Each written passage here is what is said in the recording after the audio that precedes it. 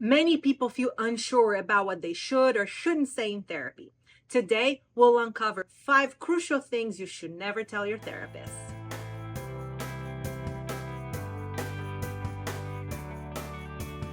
Hey there, my name is Daniela Moore, and I'm a licensed professional counselor.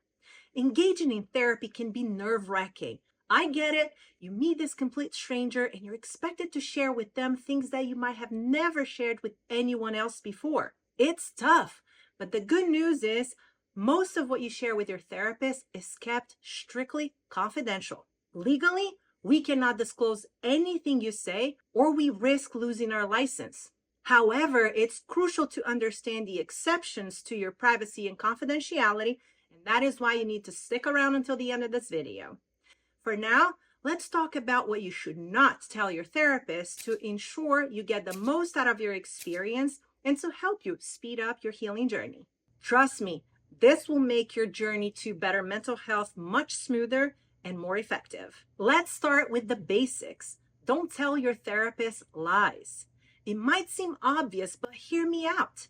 Sometimes we might exaggerate the truth or hold back without even realizing it. Maybe you're worried your therapist won't get it, or you feel the need to impress them. Or maybe you're afraid of being judged, upsetting them, or even facing abandonment. But remember, therapists are trained professionals here to help and support you, not to judge. If you're not honest, it disrupts the whole process, making therapy less effective and delaying your progress. If you're not upfront, your therapist cannot help you tackle the real issues. It's like going to a doctor and hiding your symptoms. How can they treat you if they don't know what's wrong? It's perfectly okay if you're not ready to dive into certain topics right away, but it's crucial to acknowledge your thoughts, fears, and worries. Talk to your therapist about what's holding you back so they can guide you through it. Number 2, don't tell your therapist that you're doing better than you really are. It might be tempting to say you're fine, maybe because you don't want to disappoint them or because you don't feel ready to face certain things yet. But here's the thing. Therapy is a safe space for all of your struggles, big or small. Your therapist is there to support you through every high and low without judgment or blame. Progress isn't a straight line, and it's okay to have setbacks. We are all human, and believe me, no one expects perfection. Number 3, on the flip side, don't tell your therapist that you're doing worse than you are just to keep seeing them. Therapy is all about collaboration. It's designed to help you become more independent and resilient. If you feel like you still need support or have other goals you want to work on, be open about it. Your therapist can adjust their approach or suggest other resources that might be helpful. But if you're telling us that you're not getting better, we will assume that what we're doing is not working and explore alternatives with you, like referring you to another therapist or a higher level of care, which could be the opposite of what you actually want. Being truthful about your progress ensures that your therapy is customized to fit your current needs, helping you grow and move forward more effectively. Number 4, don't tell your therapist that therapy is working great when it is not. I get it, sharing negative feedback can be tough. Again, you might worry about hurting your therapist's feelings or think that you should be making more progress by now. But here's the truth. Your therapist needs your honest feedback to really help you. Accurate feedback allows us to adjust the treatment plan and change our method and our approach to better fit your needs. Therapy isn't one size fits all. What works for one person might not work for another. You don't want to waste weeks or even months on something that isn't helping, right?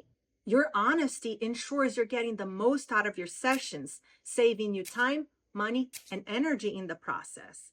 Plus, open communication builds trust between you and your therapist, which is key to a successful therapeutic relationship. If you're not feeling the benefits, speak up.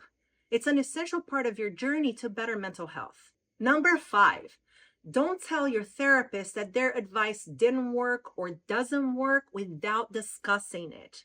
If you disagree with a suggestion or if you think it's irrelevant, please tell us. Instead of ignoring the advice, let your therapist know what you're thinking. We give feedback and suggestions that we believe will help you, but we need to hear from you. whether it's working or not, or if you have concerns about trying it. Be open and willing to discuss any hesitations. If you know you're not going to follow through on something or you're not ready, let your therapist know.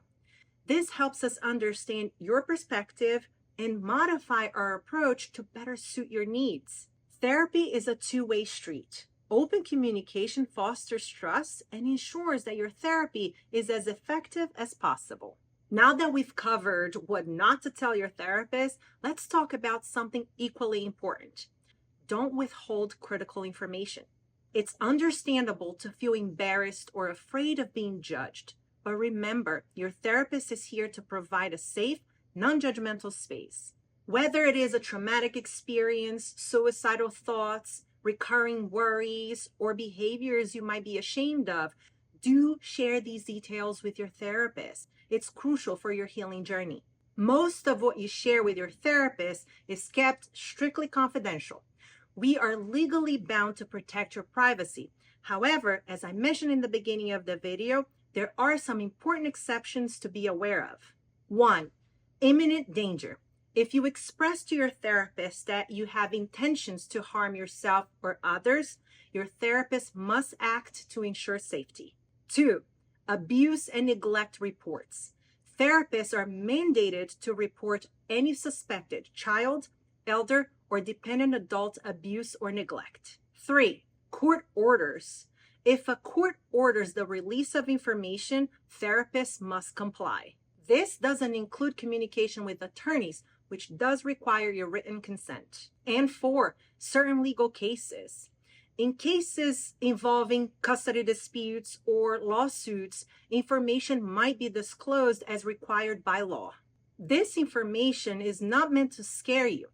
It's meant to help you understand the protocols and know what to expect if any of these situations arise. For instance, I always inform my clients of these exceptions at our first meeting, even before I start asking them the intake questions. I know how tough and intimidating it can be to talk about things like suicidal thoughts or experiences of abuse, but your therapist is there to support and guide you through these challenges every step of the way.